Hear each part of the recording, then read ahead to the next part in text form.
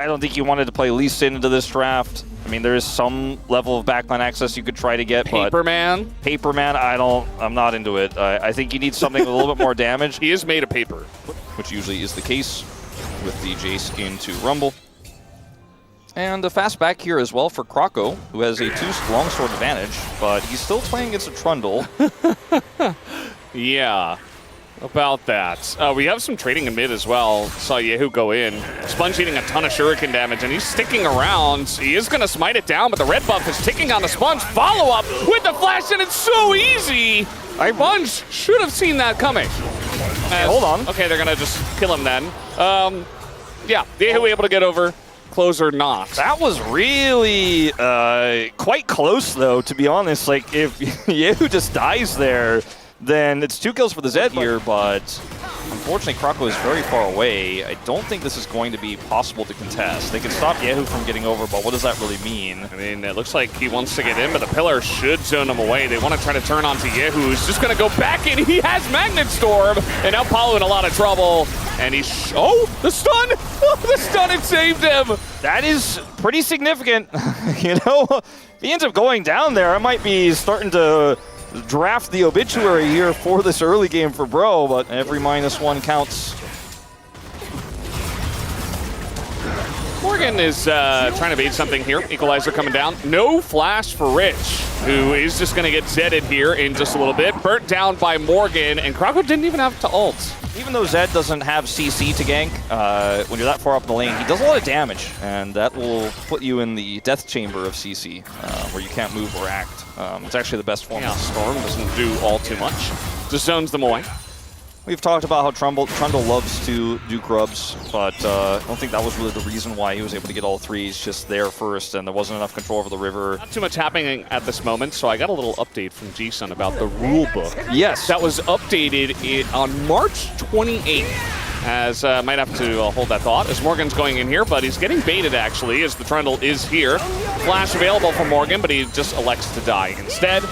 So Rich, nice job baiting him out there. Good timing from Sponge to be up in the top side. Not griefing the system. Yeah. So that's cool. I like that. Paulo does not have ult. Yeah, he's gonna get ulted himself actually. Kroko goes in and does a little bit of damage to Sponge. Now we got chains flying in from off screen, but they're not gonna really do anything. Lazyfield does have to flash. Oh, very close to taking him down actually. But still, Lazyfield gets away. Yeah, that's just the state of the grubs nowadays. It's like they went down for some, yeah. Anyway, we're looking for this dragon. We can't take Drake. And Sponge is getting to work on this, but that ult's not going to do all too much, kind of interrupted by the pillar. And now the TP coming in, DRX are just abandoning ship. So they say, we didn't even need this one. Yehu's going in. Got to be careful, just an aggressive trade. He's not overcommitting. But yeah, they already have 1 Drake, so they say, it's fine. We'll get your TP, and we'll get Rich some money. Infernal Soul as well. You called it. So denying a really impactful dragon. Ooh, that happened. Oh, let's pan over here. Kroko? Okay, he's just going to ult on in. And maybe a turn here on the Sponge, but he's quite tanky here on the Trundle with that Subjugate. And yeah, he's just unkillable at this point in the game. Even the Equalizer comes down, and it's not quite enough. Finally, Bull is able to get some damage in. Lazyfield coming on over as well. Ondel is dead. They're going to leave him with the fishes. And Yehu is playing Silas. Outplay there with the dash.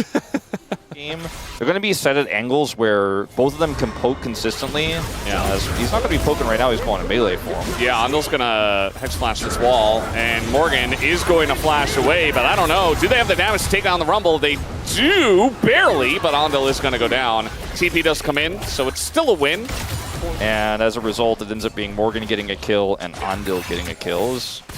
Rich will get some shared gold, of course, out of it. And Bro, after that trade up, are going to go ahead and take this Rift Herald. It's going to be a Herald for a turret. That's feats of strength, though, to DRX, as they were able to get the turret first. Yeah.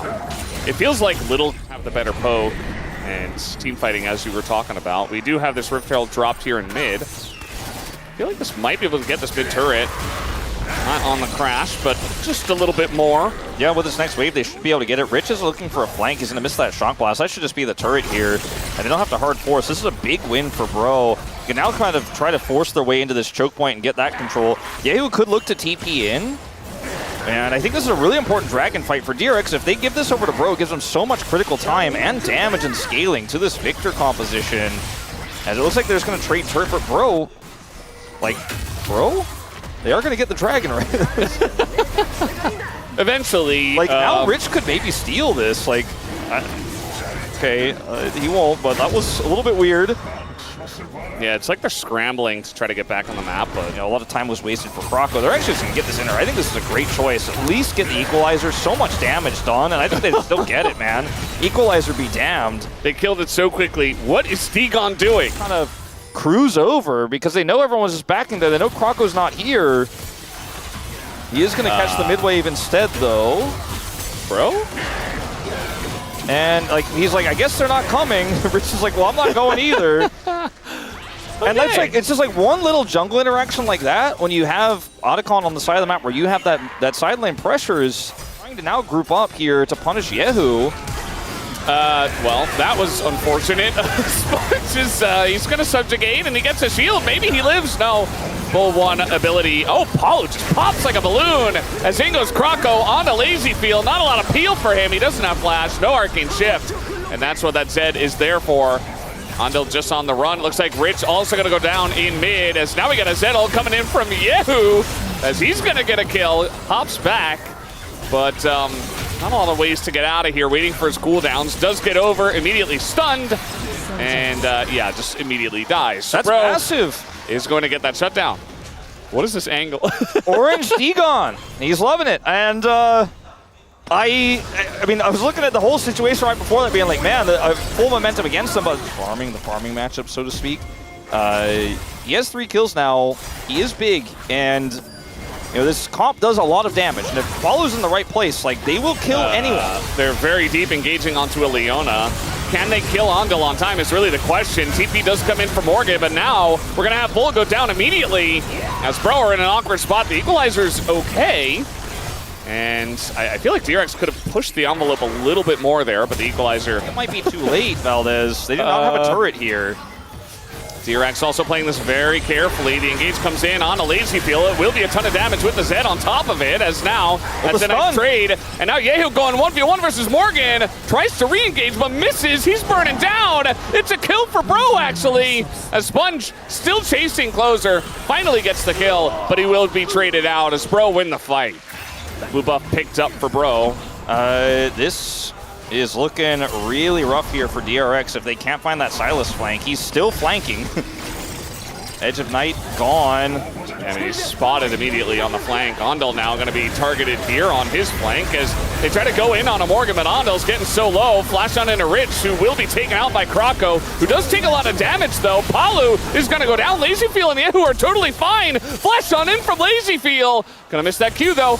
It doesn't matter. He's able to hop on in, and our resident Bro is not very happy with this scenario. This would have been the moment for Bro to close it out. Yeah, it was a really awkward angle for dealing with the Silas flank, and Paulo moved away, so he couldn't actually quite get the Rail Magnet Storm engage, like the hijack engage he was looking for, but he ended up getting the Equalizer as everyone else was engaging onto a Leona. Okay, he's fine.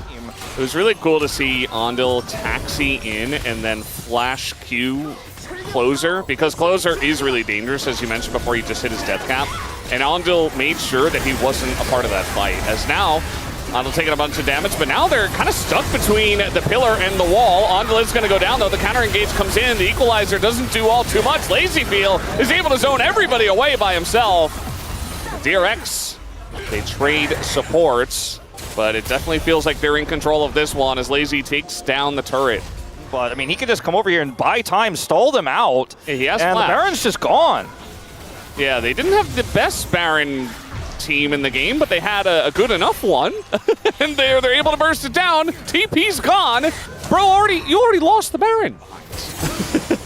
It doesn't feel like it's enough. It just doesn't feel relevant to me. I mean, you and I have had this conversation so many times about, like, if it doesn't have CC, you can't play it in the mid lane. CC that's is a turret. CC is king for sure. I just think that's always kind of been the way of modern League of Legends. And there are some champions that can get away with it, like vote brigading. I'm not sure. Croco, He doesn't have CC. Yeah, he doesn't have his ability to jump to anyone either. He's going to hop back finally, but taking a lot of damage. Now LazyField taking the 1v1, Bull flashing over, and LazyField flashes into closer and just dies. That didn't have to happen. It didn't have to happen, and he could tell he was a little bit flustered there. Up with the Baron. It was likely going to be the deciding fight here in this game. It's in 3 minutes. We're already setting up vision. Line form. Yeah. Well,